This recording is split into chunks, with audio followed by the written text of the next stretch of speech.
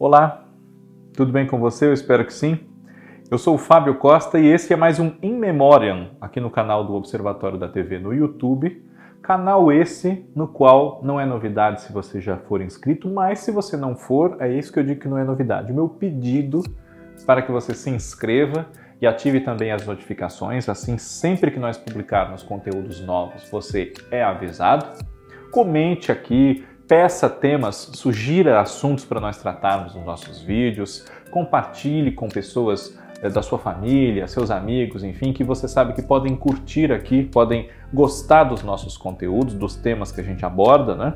E, claro, acesse o observatoriodatv.uol.com.br, o maior site com conteúdo exclusivo sobre TV na nossa internet. E lembro também que, além dos vídeos que eu apresento, de segunda a sexta-feira, sempre um diferente, você tem Por Trás da Tela com o Cristiano Blota, Cacá Novelas, Olhar Latino com o Cadu Safner, os reality shows, no momento a Ilha Record, né, com o João Márcio, a Rose Farias narrando para você o resumo da semana nos capítulos da sua novela preferida e muito mais. Observatório da TV, somos aí já cerca de 30 mil inscritos. Muito obrigado a todos vocês. O In Memoriam desta semana fala de um grande artista, e aí não é exagero nenhum nós dizermos isso, né? Um grande artista que faleceu há 26 anos, estamos próximos aí da data em que se completarão esses 26 anos, né? E se estivesse vivo, teria agora, em 2021, completado 110 anos de idade. Eu falo de Pelópidas Guimarães Brandão Gracindo, ou, como ele é muito conhecido, né, Paulo Gracindo. Paulo Gracindo nasceu no dia 16 de julho de 1911, no Rio de Janeiro, que então era a capital federal. Mas ainda pequenininho, ainda criança, ele foi viver em Maceió, né? Foi viver em Alagoas. E por isso ele se considerava alagoano, passou lá a sua infância, a sua adolescência, né? E desde criança ele gostava muito de arte, se interessava por teatro, enfim, né? Um histórico parecido com o de muitos grandes artistas quando a gente vai conhecer a vida deles, né?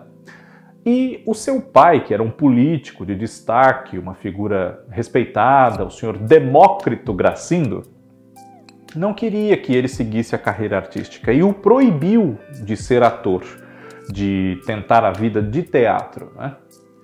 Ele respeitou a vontade do pai, né?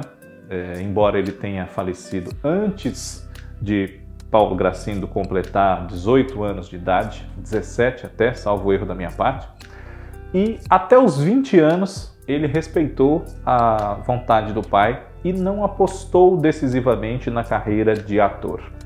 Deixou Alagoas e mudou-se para o Rio de Janeiro em 1931. E, inicialmente, o jovem Pelópidas, né, que ainda não era Paulo Gracindo, passou dificuldades no Rio de Janeiro, dormiu na rua, passou fome, enfim, até começar a engrenar os seus primeiros trabalhos em teatro e em cinema, né? Já nos anos 30 ele começou a participar de filmes.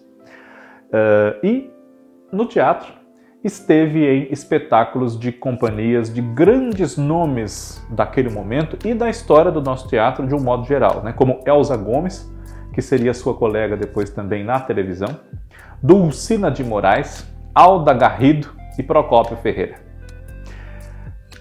Começou a trabalhar no cinema, começou a trabalhar no teatro e não tardaria também para que ele, um rapaz de muito boa voz, né, uma voz bonita, clara, limpa, né, ele tivesse vez também no rádio e foi trabalhar na Rádio Nacional. Na Rádio Nacional, que naquela época era mais ou menos o que se tornou depois a TV Globo, né? São muitas as comparações que se faz em torno desse paralelo, né, da TV Globo com a Rádio Nacional, justamente pelo seu grande alcance, grande audiência, os ídolos instantâneos a partir das suas apresentações na rádio, né, e o grande cast de redatores, produtores, músicos, humoristas, radioatores, enfim, que estavam ali na Rádio Nacional, naqueles áureos tempos. Paulo Gracindo se tornou uma figura de grande destaque como apresentador, né? Ele apresentou por muitos anos o programa Paulo Gracindo, né? Levava o seu nome graças ao seu prestígio já naquela ocasião, e também participou de humorísticos e de radionovelas. Um dos seus trabalhos mais célebres na dramaturgia no rádio foi Albertinho Limonta, o protagonista de O Direito de Nascer, de Félix Canhet, né? Que para os ouvintes paulistas foi a voz de Walter Forster que imortalizou esse personagem, né? Pois bem, além, é claro, do Balança Mas Não Cai, uma criação de Max Nunes, né? Que começou no rádio, depois passou para a televisão com grande sucesso, e no Balança Mas Não Cai, Paulo Gracindo consagrou ao lado de Brandão Filho o famoso quadro do primo rico e primo pobre, né? Gracindo era o primo rico e Brandão o primo pobre. Eles também fizeram na versão do Balança Mas Não Cai para a televisão, né? E de vez em quando a gente dá sorte de uns trechos serem reprisados, né? Essa criação foi homenageada por Chico Anísio no seu programa Chico Total, nos anos 90, quando ele, ao lado de Brandão Filho, reviveu o quadro do Primo Rico e Primo Pobre, e Carmen Verônica e Yara Janra fizeram uma versão feminina também, já aí nos anos 2000, né? Na Zorra Total. Pois bem, ídolo consagrado no rádio, tanto como ator, quanto também na posição de apresentador, Paulo Gracindo dedicou-se à televisão já tardiamente, entre aspas, né? Já era um grande ídolo. E apostou de vez em novelas na televisão a partir dos anos 60. Esteve na TV Rio, na novela A Morta Sem Espelho, uma das poucas escritas por Nelson Rodrigues, que foi ao ar em 1963, né?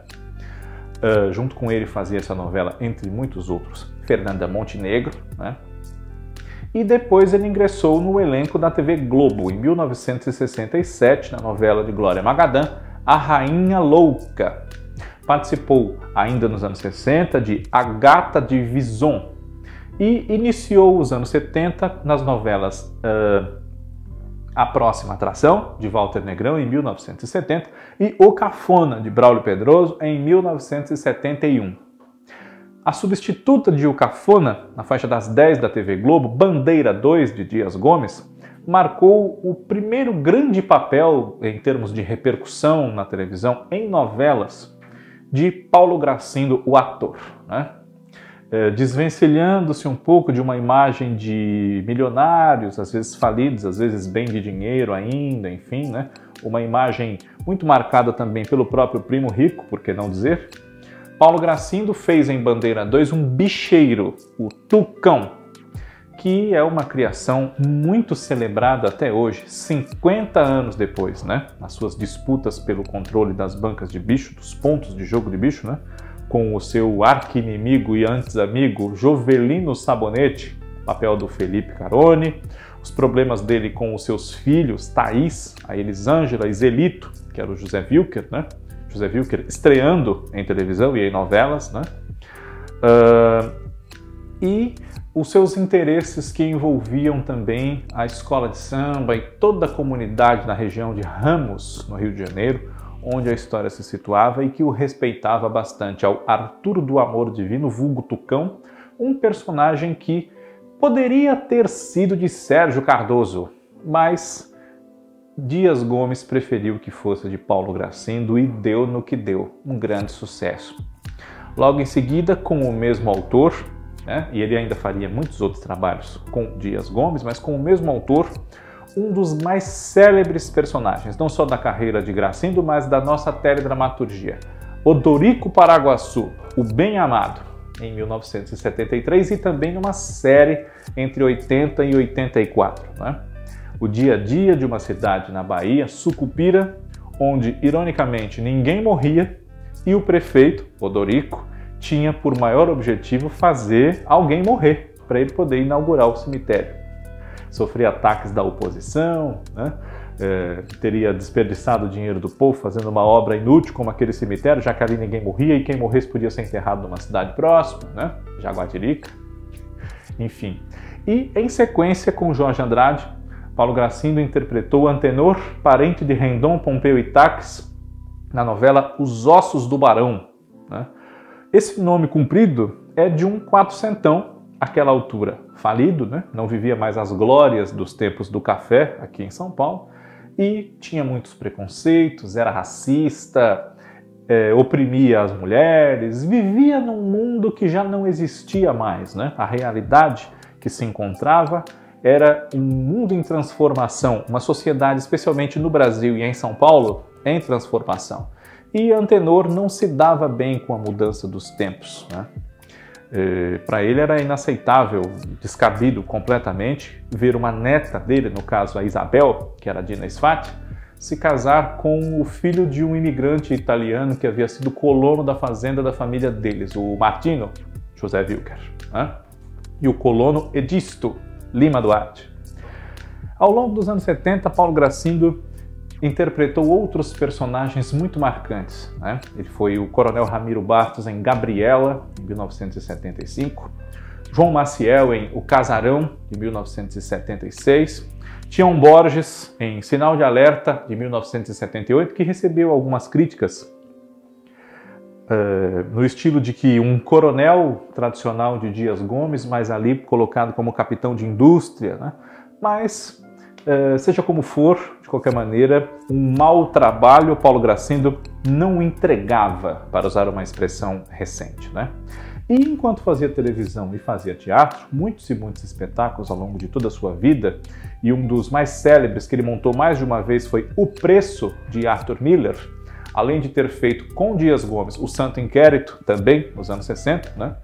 Paulo Gracindo participou de outros filmes, né? Depois daqueles iniciais dos anos 30, ele esteve em filmes como Tudo Bem, Amor Bandido, né?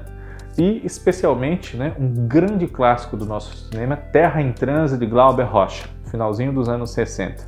Mas, além do teatro, a televisão tomou muito o tempo dele, digamos assim, né? E como filmes são demorados, nem sempre dá para conciliar com novela, ele acabou fazendo menos filmes até do que talvez quisesse, né? Copacabana Me Engana é outro dos filmes que ele fez, enfim. Na televisão, ainda nos anos 70, ele participou em 78 de A Morte e a Morte de Quincas Berro d'Água, um caso especial na TV Globo. E depois da série O Bem Amado, nos anos 80, ele esteve em Roque Santeiro, de 1985, como o Padre Hipólito, foi o Vovô Pepe em Mandala, de Dias Gomes, em 87 para 88. Entre um papel e outro, ele foi o Seu Candinho em Hipertensão, de Ivani Ribeiro, uma novela das 7, né? E finalizou ali a década, né, com o Vovô Pepe, uma participação na Delegacia de Mulheres, e iniciou os anos 90 com Betinho Figueroa, de Rainha da Sucata, de Silvio de Abreu, né? Uma novela que reuniu um super elenco para celebrar os 25 anos da TV Globo e deixou para a posteridade o bordão do Gracindo nela, que era Coisas de Laurinha, referindo-se às atitudes da sua esposa, que era a Laurinha, a Glória Menezes, né? Os anos 90, né, infelizmente, marcam o fim da vida de Paulo Gracindo e trabalhos mais raros na televisão, também por dificuldades de saúde que foram se avolumando, né? Ele começou a enxergar um pouco mal e enfrentou alguns problemas que desembocaram num câncer de próstata, que inclusive foi a causa da sua morte em 1995, no dia 4 de setembro, aos 84 anos, né?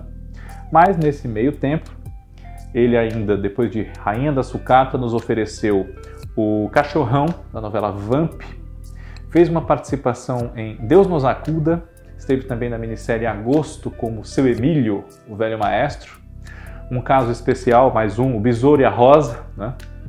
E para as novas gerações é muito importante, e eu falo isso de coração, né? Não só como jornalista, enfim, como pesquisador, mas como espectador mesmo, né? É muito importante que vocês conheçam o trabalho do grande ator que não foi, é Paulo Gracindo. Temos aí no Globoplay O Bem Amado, a pérola da nossa teledramaturgia, Roque Santeiro também está lá agora, né? E com certeza outros trabalhos do ator ainda podem surgir, né? Talvez no canal Viva, talvez no próprio Globoplay ou em ambos, enfim. Aproveitem a oportunidade. E antes de nos despedirmos aqui nesse In Memoriam, claro que, como Pelópidas Guimarães Brandão Gracindo acabou se tornando Paulo Gracindo. Ele escolheu esse nome para a sua carreira artística porque esbarrou na dificuldade de algumas pessoas pronunciarem esse seu nome, Pelópidas, que é de origem grega, né? Ele disse que passou por alguns apuros das pessoas confundirem, chamarem de Petrópolis e coisas assim, até que um dia chegou num determinado compromisso e a empregada que o atendeu à porta chamou-o de Envelope. Então ele resolveu trocar para um nome mais simples, Paulo. In Memoriam, na próxima semana está de volta. Um grande abraço a todos vocês, muito obrigado pela audiência de sempre e até lá.